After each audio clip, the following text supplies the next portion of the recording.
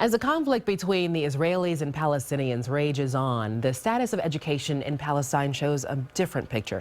According to UNESCO, 96% of Palestinians over the age of 15 can read and write, they cannot read and write, making them among the most illiterate people in the world. But many exceptionally smart students graduate high school and are unable to attend college because of the cost. Well, the goal of the upcoming Run for Palestine 5K in Round Rock is helping them out.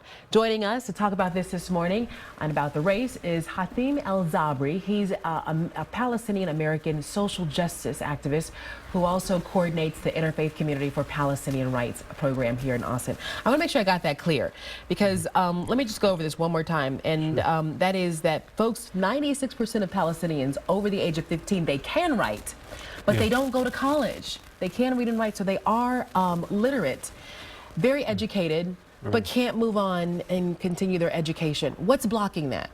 Well, yes, we do have the highest literacy rate, one of the highest in the world, and probably the highest in the Middle East. Despite the difficulties of Palestinians getting to school, getting to college, those difficulties are basically a military occupation that obstructs their movement and also obstructs their economic sustainability. Like, farmers are cut off by the apartheid wall from their farms. They cannot make a living. People are restricted from moving easily to their jobs and finding employment and income.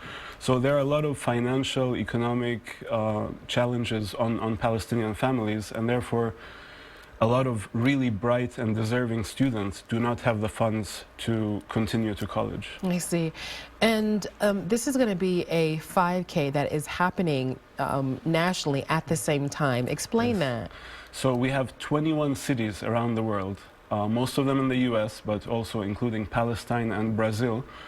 We will be running all at the same time, which is 6 p.m. Palestine time. In Austin, that translates to 10 a.m. So we'll be all running 5K at the same time or walking.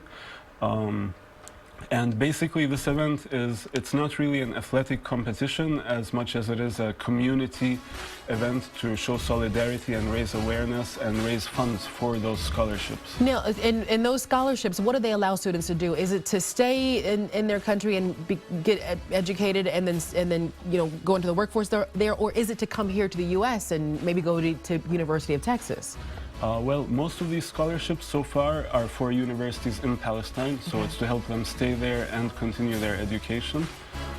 And yes, we've had about 1,500 applicants last year, and we're able to give 100 scholarships. This year, we're hoping to double that.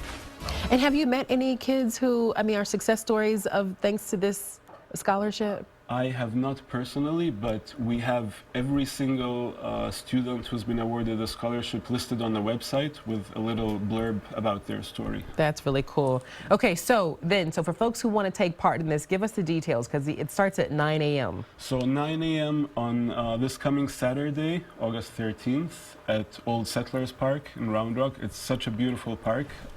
It's a 2.5K loop, so the 5K run would be running it twice. We will also have a cultural touch to it, like we'll end off with a traditional Palestinian dance called dabki. Okay. We will have Arabic food. We'll have music. We'll have a shaded pavilion for people who just want to come and support but can't run.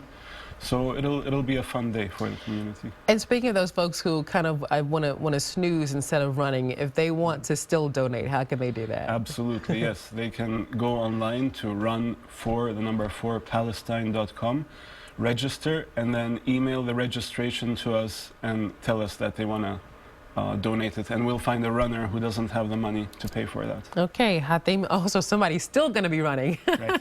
Still got to get out there and hit the track. We'll find someone to do it. All right, Hatim El-Zabri, thank you for joining us. Thank you, Gigi. All right, and have fun this Saturday. All right, thanks.